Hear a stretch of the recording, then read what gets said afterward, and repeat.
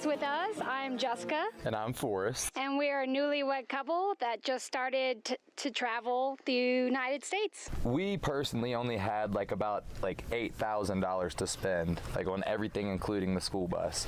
So we pretty much had to reclaim everything that we could find. So anything that my grandma had, my dad had old pallets. We literally had to just pick up every piece of wood, rip it apart, and use it to the best that we could. Even the little scrap pieces of the pallets that we cut, sometimes we had to find a little place for them too, because that's what we had to work with. As you see everything inside starting, in the doorway there, we've got a lot of pallet wood stairs, so everything kind of fills up pallet space. Anything when I was first building, when we were first making our cuts and sanding and staining for the first time ever, we felt like we wanted to use a material that we could find pretty much anywhere in case we had to redo it. So if Raisin will let us inside, we've got our guard dog here keeping post. We'll go ahead and take you on the tour coming on in. Also, we have our 3 dogs with us. We have Raisin, who you already saw. We have Bane, and then our little one, Ezio. We're dog people. We couldn't leave them behind. So that was a very important thing in our build and deciding where things went, was that there was enough room for us to get around the dogs, which we still have trouble with. But even when we had thousands of square feet, they were still underneath our feet. To start off the bus, right at the inside, we've got the skeleton head that I had found in Virginia. So we kind of collect little knickknacks along the way. So I got this deer head that was perfectly sun bleached, so stuck him in the corner there. I wanted to put him on the front of the bus, but she said no, so we found a good spot for him. We've got our wedding cake topper because this is our honeymoon. We just got married last October, right before Halloween, because we both love Halloween. So we had costume reception. So he was Jack Skellington and I was Sally, of course, and our whole friends and family went as different people, and this is just our honeymoon now. So the accentuation of that was the best party ever. So we got our little wedding cake topper there, little skeleton brides. Obviously, man's got to have his drive in the hat. So I've got my pretty special hat that I wear to drive the bus, and not the trucker hat that my dad shopped, but.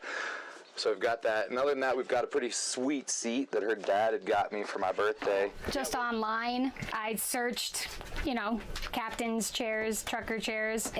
We just had it shipped down to Virginia from Pennsylvania, and it's worked out so far. To drive the bus kind of feels like driving a 40-foot long 2x4, or if you skateboard and your trucks are too tight, it's just so bouncy. And sometimes if you hit the right bridge, it'll kind of get this flex to it, so it'll just kind of keep bouncing with it after you hit a good bump. So it's a little rough. I dumped the fridge for the second time today, so that's not too bad. In 4,800 miles, I've only dumped it twice. It's because we filled it up too much, so we just can't fill it up to capacity. We have to leave some space in our fridge so it doesn't open up and crash all over. But luckily, because we're inside here and not pulling something behind us, if that happens, I just get up and quickly fix it, and he just keeps rolling and makes sure that he doesn't hit a giant pothole and send me flying somewhere. So the gas mileage kind of really depends on what state we're in, because in Virginia we were only getting 8 miles to the gallon going over the mountains and the hills and stuff like that. Through all of Kansas, we almost got 13 miles per gallon in Kansas. Oklahoma was 12, and Colorado so far I think we're averaging 10. So it kind of varies in gas mileage depending on the hills and I guess the altitude. A little less oxygen, a little more fuel. And we can only go 55 because it's governed at that. But to be honest, we wouldn't want to go any faster. I want to see this because place. It might, and it would throw our fridge open way more and throw stuff off. True. If we take corners too sharp. Mm-hmm. But slow ride, take it easy, smell some roses. We've got the 7.3 International Turbo Diesel with the Allison transmission. I'm not exactly sure what the model transmission is, but we got big old V8 turbo. Seems like it does pretty solid. We bought it with 173,000 miles on it. For the chalkboard in the front, we were going to make that into more storage, but that was the end of the build, and we were just really tired of doing anything. And turns out we had enough storage in the end, but I was a teacher and I love artsy stuff, and decided to just put it as a chalkboard and write whatever we want. Right now it says home is where you park it, and I'm thinking putting in smaller lettering each state we go to. Like I'll put Texas up there and Colorado and Oklahoma. But for the conventions, I would erase it and then write the convention like welcome and our YouTube and Facebook information, because it was just right in the front and easy to find. And then the outdoor chalkboard just stays as that because the material is different, so the chalkboard doesn't work as much. It doesn't erase all the way. So that just stays the way it is. The main chalkboard part changes as we go. Yeah, it was a trial and error, but I think we figured it out. We were thinking it was going to take between 4 to 6 months, and it took exactly 6 months. But we had the time constraint of we had to be in San Antonio, Texas on June 4th for our solar sponsors, Mission Solar. So to be honest, if we didn't have that time constraint, it probably would have gone further because we wouldn't have been in such a rush at the end.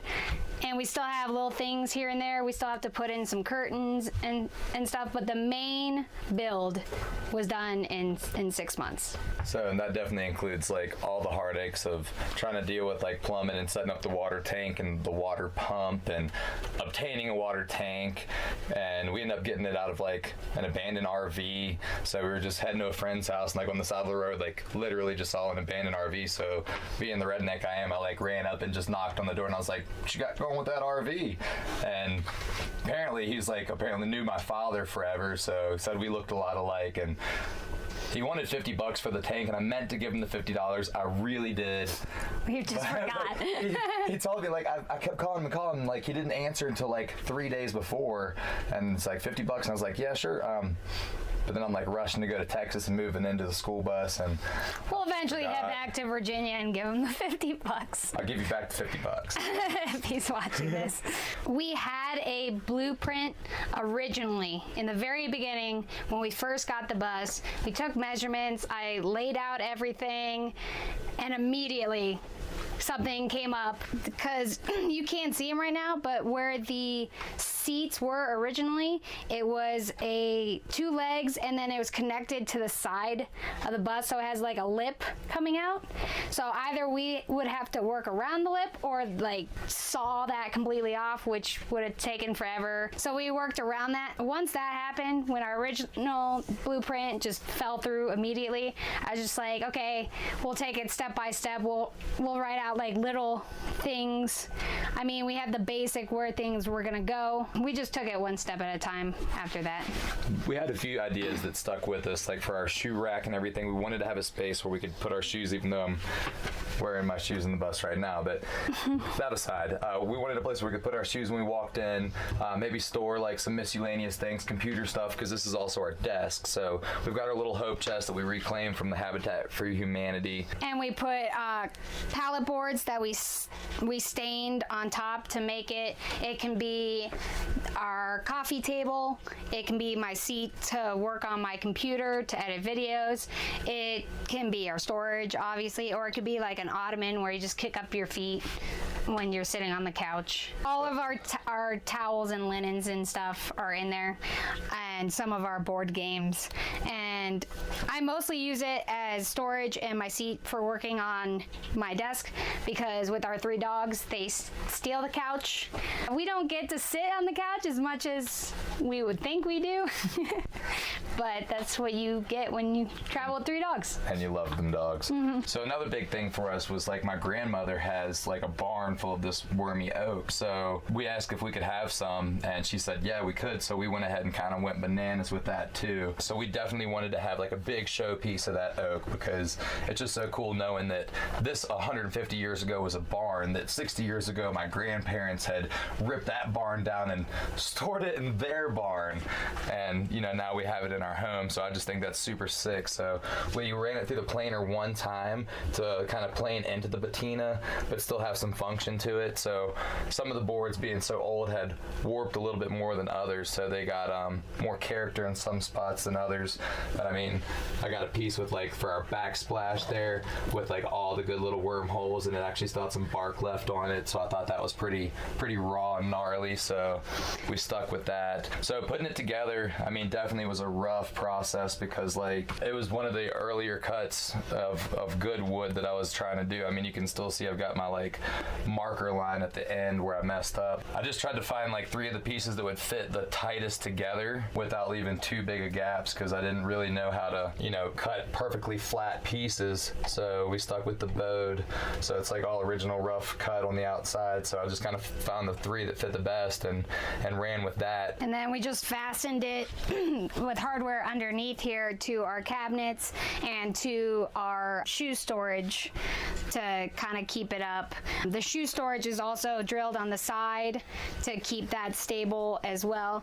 And we wanted to go with a long counter space because me and Forrest love to cook, and we want a lot of prep room so that, you know, one of us can be prepping onions while the other one is cooking on the stove and not being completely each other's way, and enough space to also have my computer or anything else we want to work on a table. Our top cabinet space is also made out of the old barn wood, and with the curvature of a bus, that was a big thing because, you know, regular cabinetry, we would have had to have like sawed it into the shape of the bus, and I didn't feel like doing that, and I wanted it to be more open so it didn't feel like as much of an enclosed space.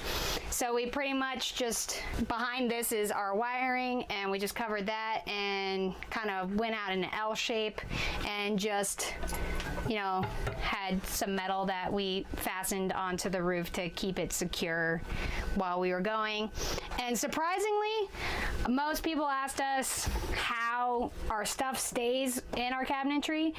The only thing I have is this bungee cord for this one area, but other than that, everything else actually stays in place. Except for this cup in particular. I toss that one like once every 2 or 3 days. I'll toss that guy out, and she's like, it's fine. Yeah. It's fine. But I mean, luckily the glassware, like, I mean, we mostly have plastic stuff, but we had our wedding recently and people gave us glassware, and we didn't want to let that go to waste, surprisingly. Like, I thought we were gonna have to, with it being open like this, I thought we'd have to have a million bungee cords going through. I mean, we still have a bungee cord, and we have more bungee cords holding other stuff down in our bus, like our TV. Yeah. But besides that, everything stays pretty good. But we do take it pretty slow and smooth, and we definitely like try not to speed around turns. Like I said, I've only dumped the fridge twice. All of our dishes kind of go up here. We've got a little space down here for like some big pots and pans and stuff like that. Our Crock pot. Brother from another mother gave me one of these, and then she ended up buying the other one at Habitat for like $40 or something. Yeah, so they're different cabinetry. Yeah. I just sanded it down and just painted it with this teal color because I wanted to give it like a little splash of color in here instead of all the browns and grays. We pretty much got the stovetop from Craigslist, and everyone loves that we have a full range stove. We went and got the orifices from online from actual GE who makes the oven, and they said 7 to 10 business days. I was like, well, it better be because we're about to leave, and they didn't ship it out until 7 to 10 business days. So his parents still have it and are waiting for us to actually stay in one place location for them to send it out to us. But I'll tell you what, when I do cook on that, it's going to be legendary. Yeah. But right now, we just use crock pot. We have our grill, so we grill outside, or he has a little skillet. Like a hot plate. Plate. I think I ruined that the other day. Just edit that out, though. They don't need to know that. Either but I would say it's definitely like we really do like love to cook, and I really enjoy cooking out more, just staying at home local, so I can just kind of relax and not have to worry about driving back or going through traffic or anything like that. Because and it's hard to find a place to park a bus at a restaurant. And there's certainly no fast food. There's no drive-through option. Yeah. So like just for sheer planning and just for sheer like comfort for us and the dogs, might as well just grill out. Except for now we're like in the middle of a super fire drought, so no chance of grilling. All right, with the floor, because my husband's 6 foot and we didn't have enough time to do a roof raise or the capabilities, we just went with the height of the original bus. So we had to plan to not take up too much with our subflooring. So including insulation. So we, instead of going with wood or tile or something as our flooring, not only the weight would be a problem, but adding those inches to take away from his headroom, we went with just like a vinyl that just clicks into place, and it's very durable. The only problem is when we move, the floor moves, so some of the panels that are clicked in come kind of out of place, so we have to realign them. But we're fine with it, and the gray is the best because we've had things fallen onto our floor and have dented or scraped it, but you can't really notice unless you get like really close. Get in there, yeah. And with dogs, it hides the dog hair well.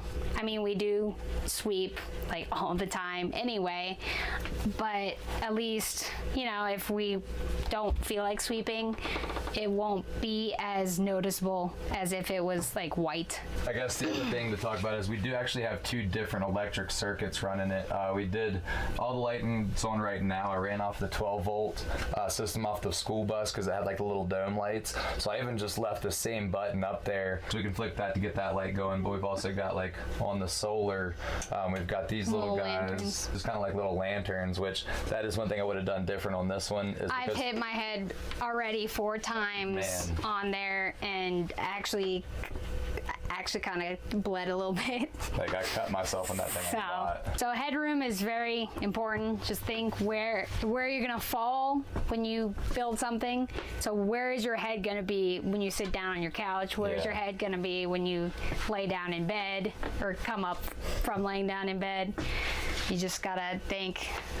And we didn't think about that. We were like, oh, this is just gonna look pretty right there. Instead of thinking, oh, well, my head hit that when I sit on the couch. Is it a jagged square? So that, we might end up replacing that at least with something round at some point. But since we're just now getting into it, like that's not one of our super big priorities because there's still a few other things we gotta to work on first before jumping in and changing lamps. But they do look super sick, so pretty happy with that still one way or the other. I guess moving down this side with the sink, we actually picked up the sink from Habitat for Humanity as well. That was like $10.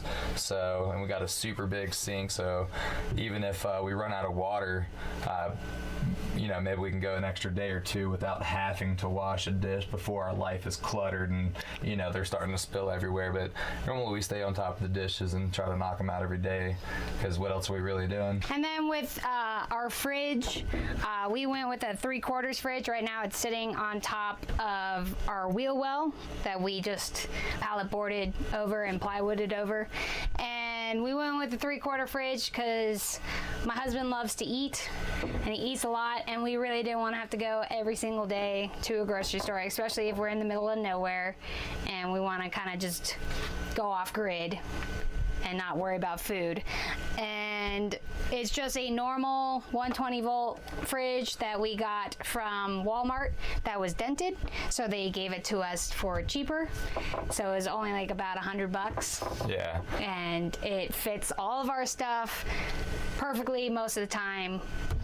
until we fill it too much, then it opens. But that's only happened twice. It is an energy star, but we have like, I don't know what it draws. Like as soon as we got the box, like we were so excited to like fill the space. Like, I mean, we just started like putting things in here. So we actually saw what we had as like workroom, because after our original blueprint got messed up, like we kind of just put things where we want them. Like we just stuck a shower pan in a floor and like kind of built around that to try to see how much room we would have.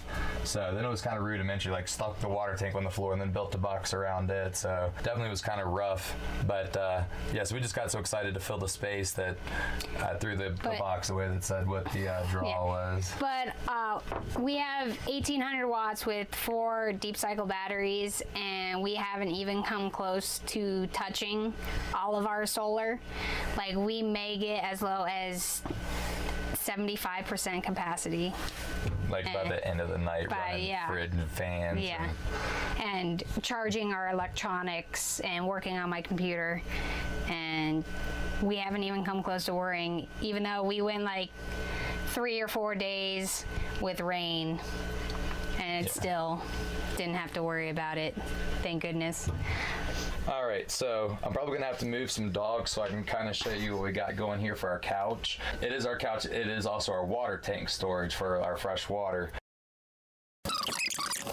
Like I said, under our couch is our fresh water tank. I've kind of just like got that stuck in there, so that way if we had anybody really heavy kind of set in the middle, it wouldn't want to collapse the edges of our plywood there that she used to do the top. But still, it can be pulled out in case I do ever have to pull out the tank, which would be a nightmare. But like I said, 55 gallons, and we just kind of got our pump here, kind of a little switch here to turn it on and off. But we've got 1/2-inch PEX ran all the way through. So if you don't have a PEX crimper, it would be cheaper to hire a plumber than to buy that crimper. I'll put it that way. Just keep in mind, if you don't have the crimper available, I would recommend actually probably find somebody that has one, or just hire the professional, because it's going to cost you less than the cost of that tool, apparently. We got, like I said, this is a 12-volt pump, because I was kind of misunderstanding at first how the solar was going to work. I ran a 12-volt system, but I ended up working that into the school bus's 12-volt system. And the first time I did it, I definitely caught the bus on fire with this one. Silly enough, but just with my switch, did some dumb stuff, whatever. So that was one of the times when I kind of wanted to let it burn for a second, but then it's like, no, don't do that. With 55 gallons, with both of us taking a shower every day, it lasts about a week and a half. We can make it last. And to be honest, it's worked out fine for us, because to fill up, we literally just go to like gas stations, see if they have a hookup, because we just filled up our 55-gallon tank at the Pilot gas station. Yeah, they had a little pump thing, and we just had a hose that we plugged into it and filled it up on the outside, and took a couple minutes. It's not like we plan on going off the grid for more than a week and a half anyway, so we'll probably not have to add any more.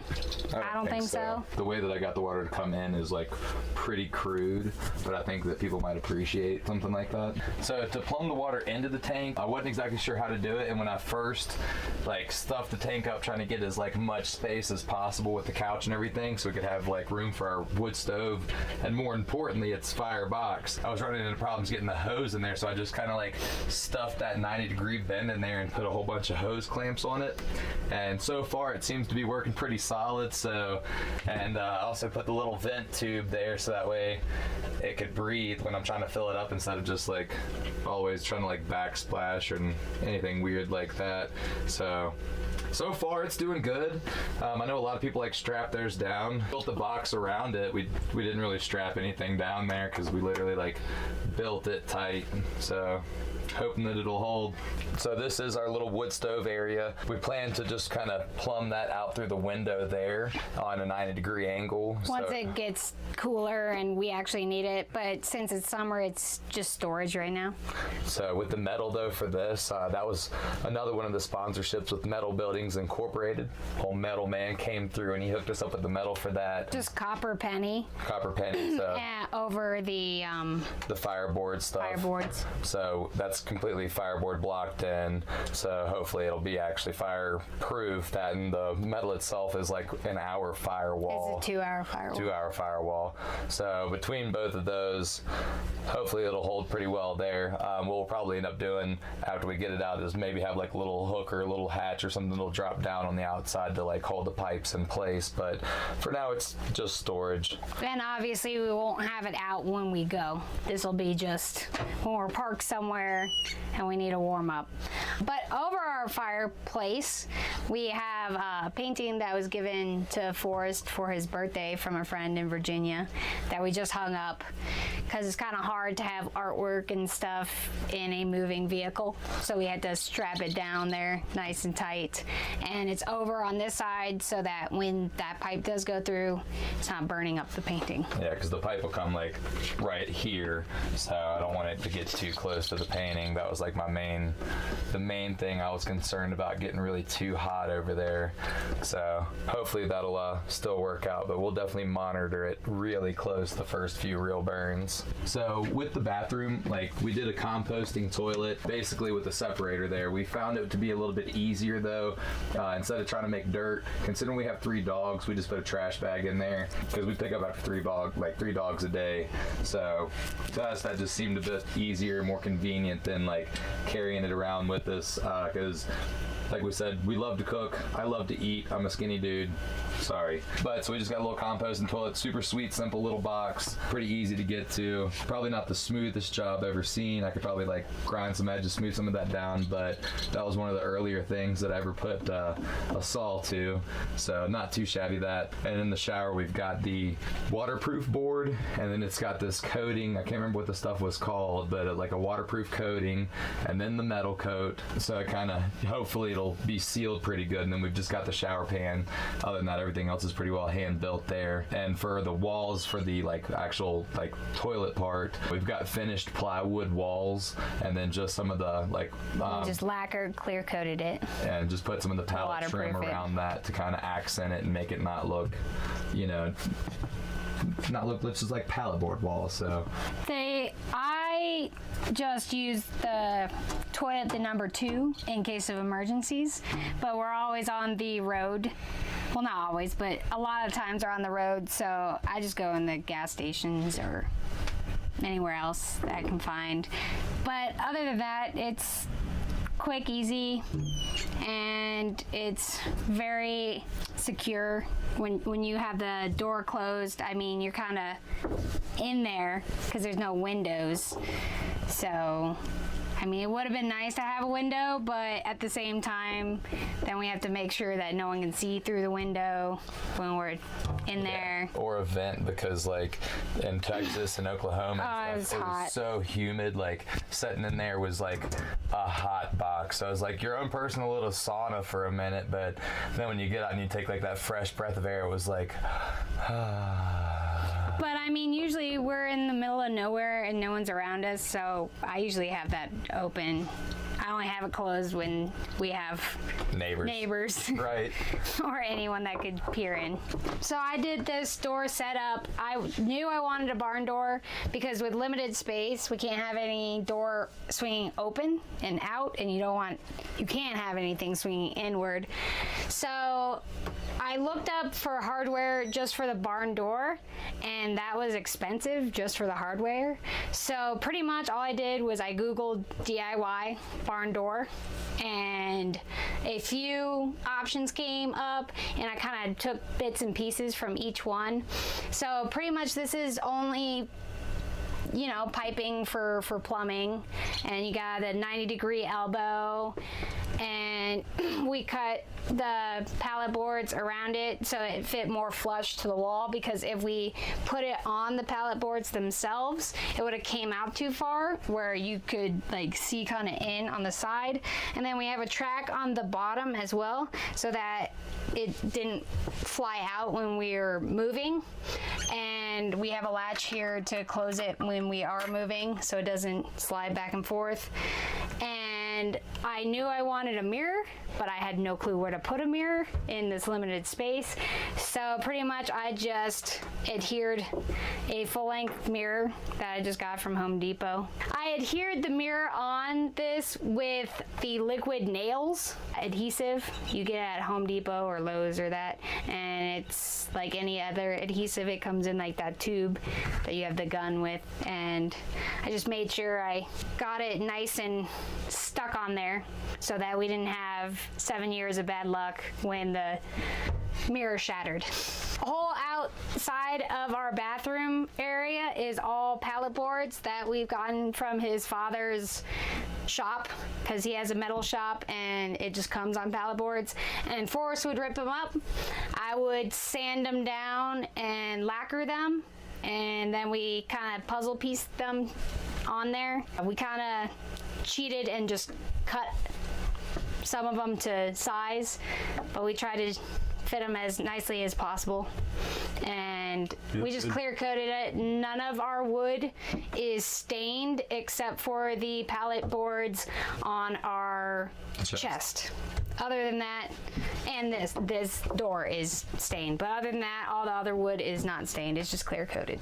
So same with like the cabinets. With our closet, we really wanted to have like an open space there, like no extra doors to be swinging and flying open. So my grandma's barn, she also had some old crates that some old milk crates that she had in there. One of them happened to have some apples in it, like old apple farms. So it's like all wormed out to match the other wood. So we thought that was cool.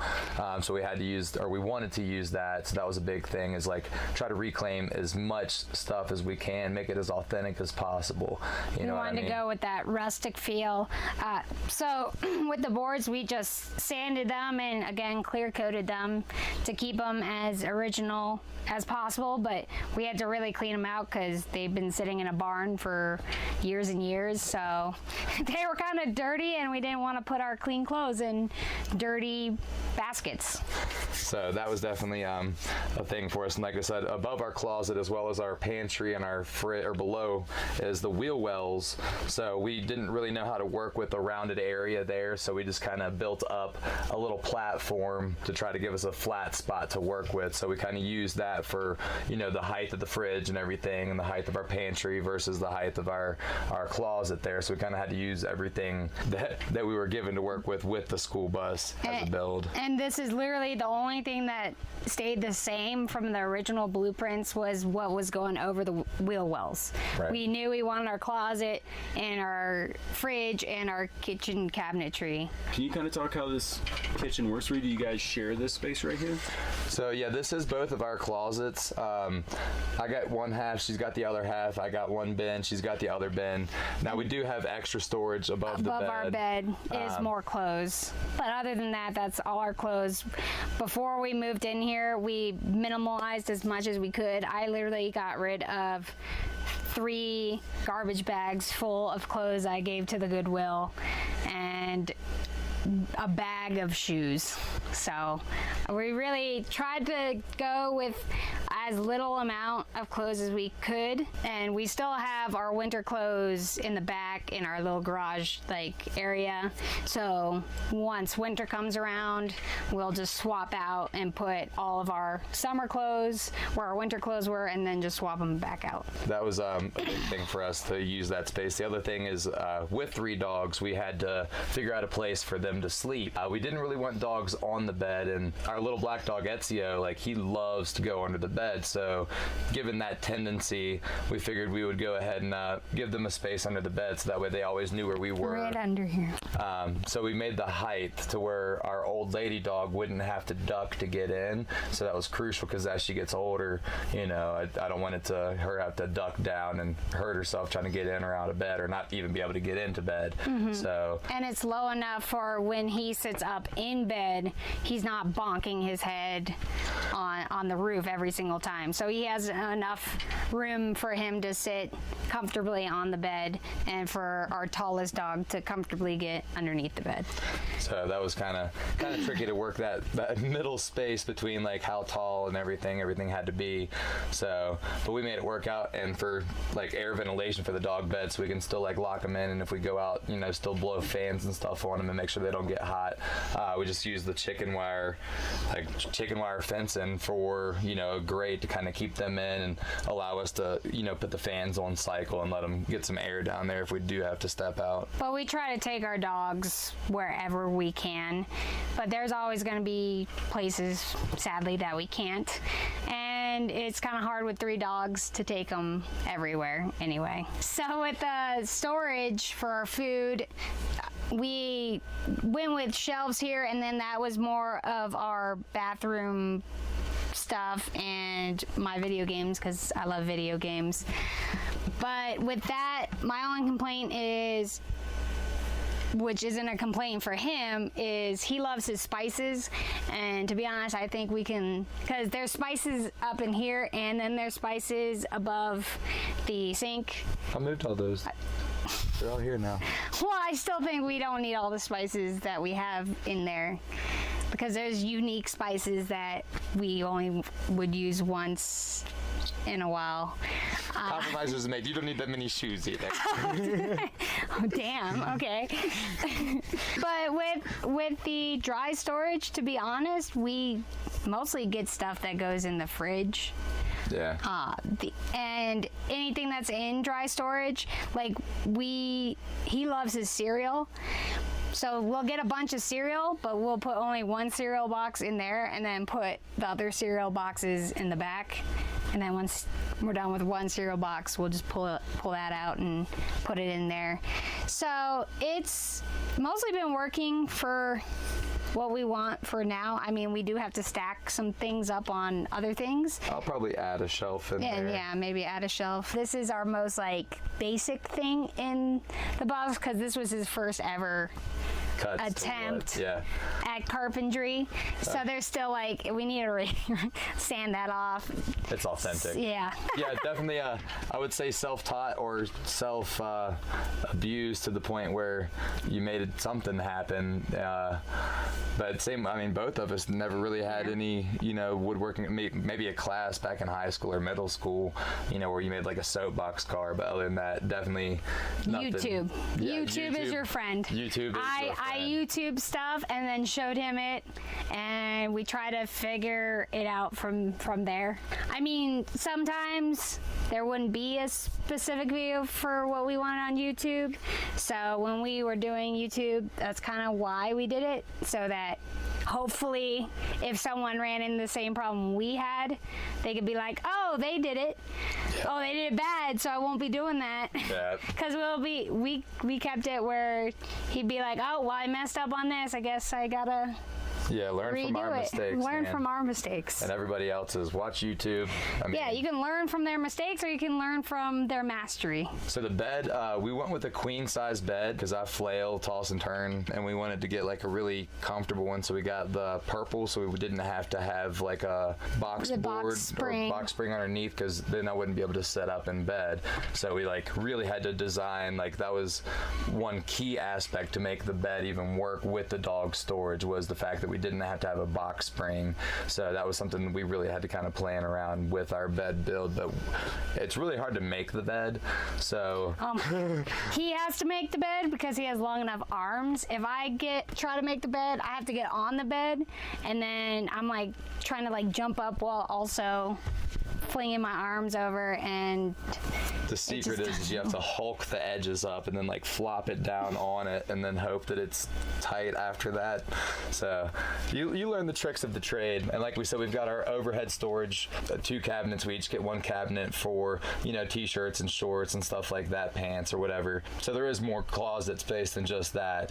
But then right behind the bed, we've got our little partition door, so we can either open it up and, you know, get a breeze going through, or if we're at a truck stop and there's trucks behind us, we can close it up and have our privacy. So we really enjoy that.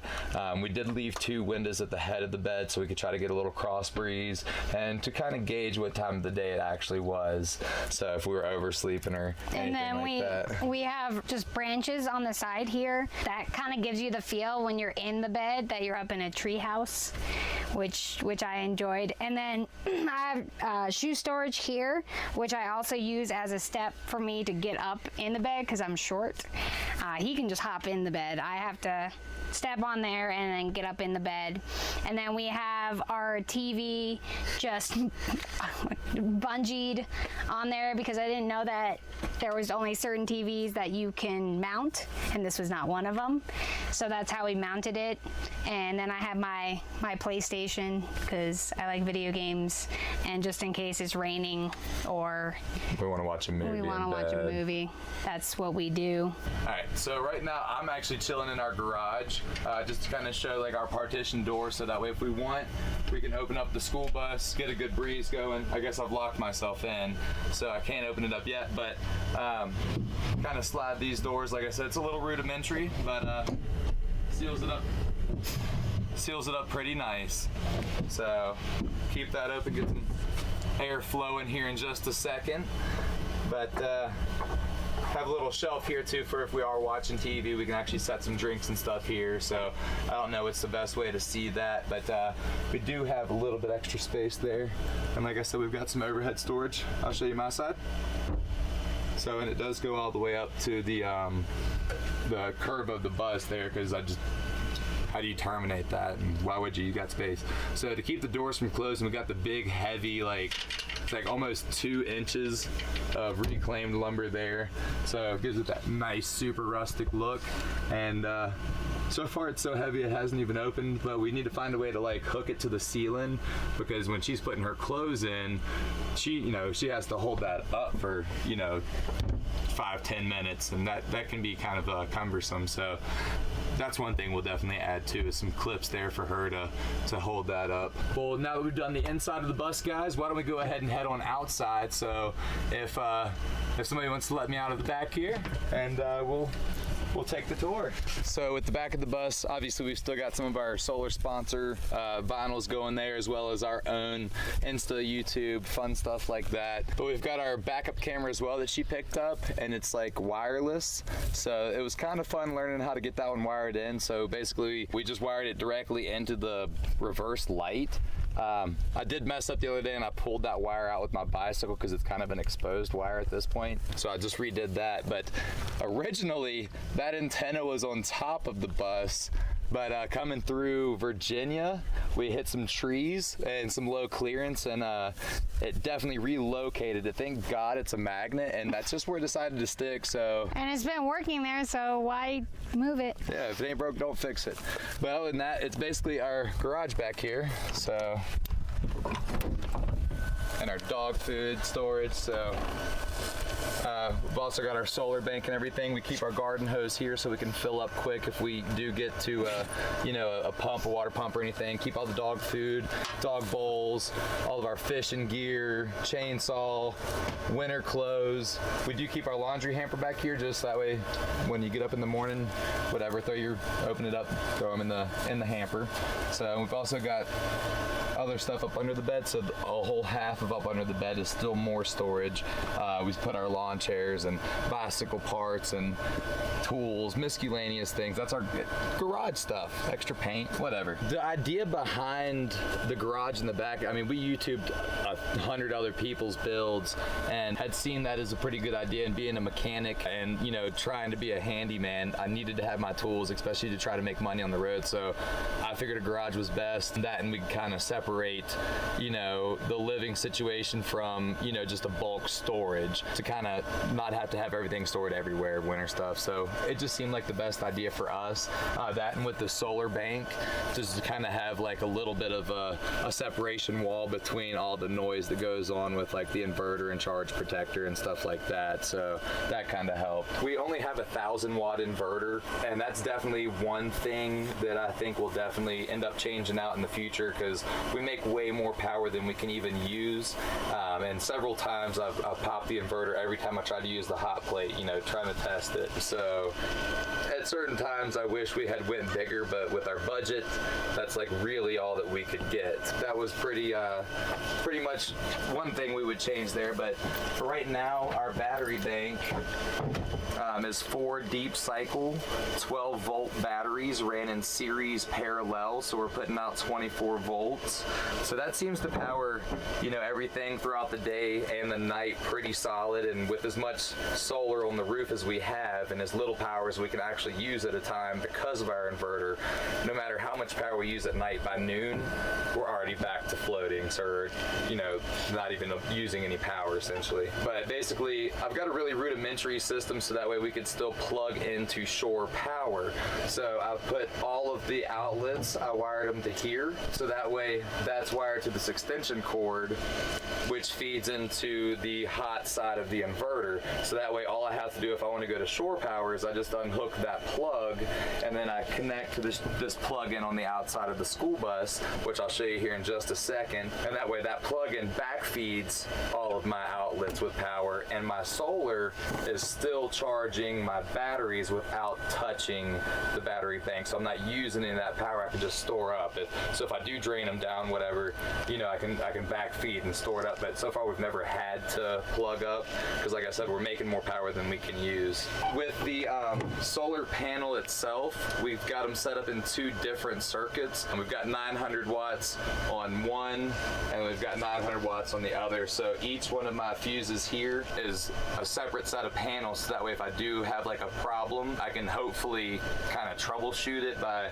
cutting one, checking my output, cutting the other, checking the output. So kind of separate the 2 sets of systems, so that way hopefully I can find out, you know, what's going on. Then I've just got the inverter and then the batteries lined in on 80 amp and 100 amps. So the solar panels are only 15, so hopefully that'll handle if we do go up to a bigger inverter.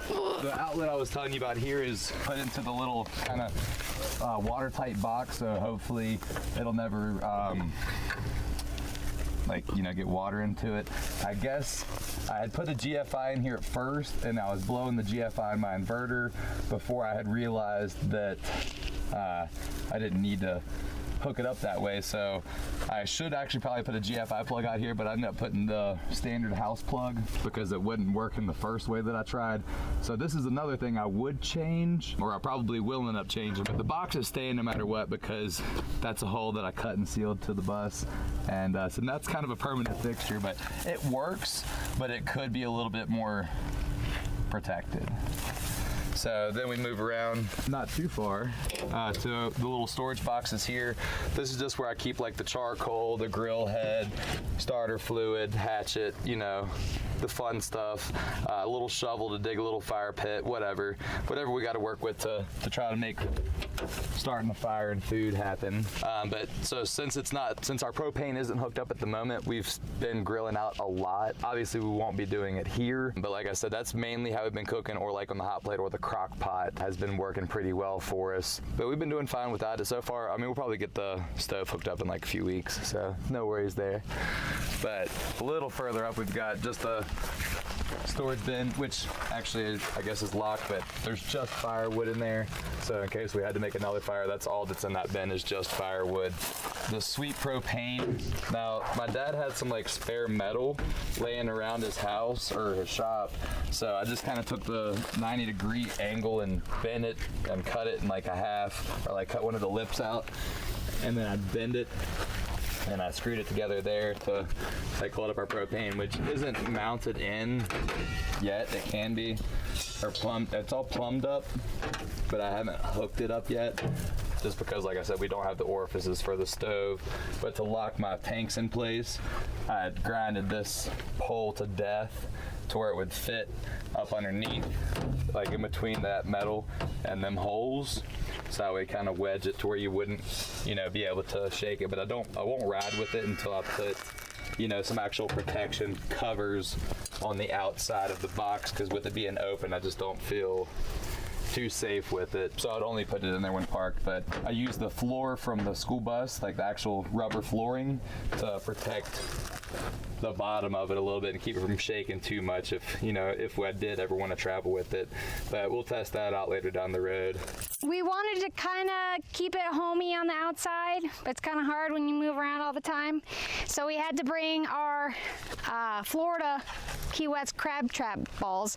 So what these are is we found them in the Florida Keys. They're crab trap balls. So when they sink, they know there's crabs in there. And they're all over up in the mangroves. And we canoed up in there, pulled them out. So these are all from different crab trap balls. And we put them on their string. I painted them different colors. And if you ever go to the Florida Keys, you'll see a lot of homes have this hanging in the front.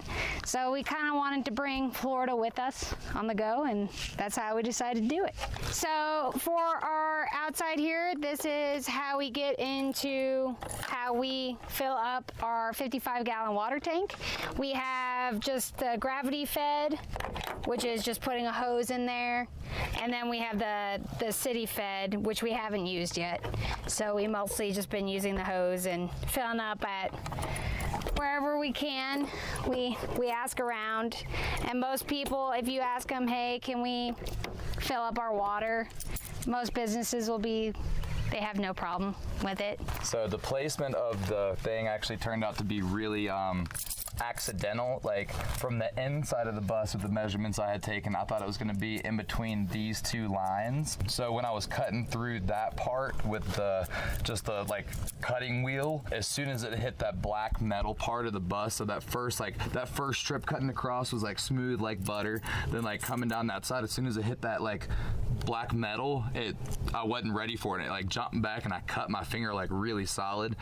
So watch out for that if you're doing this. But now that it's done, the fact that it like lined up with the black line, I think is pretty awesome. Had a little bit of a problem getting it to seal up at first, so we had to like really put some like silicone around it and kind of mash it down on there and smooth out the rest of it, because didn't really want it to leak again. The first one wasn't too fun. Yeah, when you cut a hole in your bus, you just got to make sure that it's sealed. Sealed. So just in case we do park somewhere for a little while, just to be able to get out of the sun, we've always got a guaranteed shady spot under the bus. We've got a little hammock that we kind of just hang up there with eye hooks. So if we do need to get out of the sun for a little bit, we've got a little spot for the perfect siesta. So that was a must-have, you know, coming with the bus life, is a little spot to just kind of get away to yourself, especially when you're all tight and clustered with everything. And sometimes having a little bit of space away is nice, even though you're not that far. Kind of gives you your own little spot. We got our sponsor here on the side of our bus, as you can see from the vinyl, for Mission Solar. They supplied our 1800 watt solar panels that are on top of our bus, and the inverter, we got a 1000 inverter and a 4 battery bank in the back of our bus that pretty much charges and runs everything in our bus except for our propane stove. So with Mission Solar, it was awesome that they actually like responded back, because we ended up having to send like 10,000 emails to different companies for all sorts of different things. We got like 4 responses back. Like we would get responses from one company. Mission Solar actually responded like, you know, one response was a no, but I would email like all of the people. And then later down the line, I got a yes. So I was like, okay. Yeah. So, but that took like 6 months of emails before anybody said anything. But all we had to do for our sponsor is put their stuff on the side of the bus and to go to 2 conventions. We already went to one solar convention in San Antonio already, and the next one is in California in September.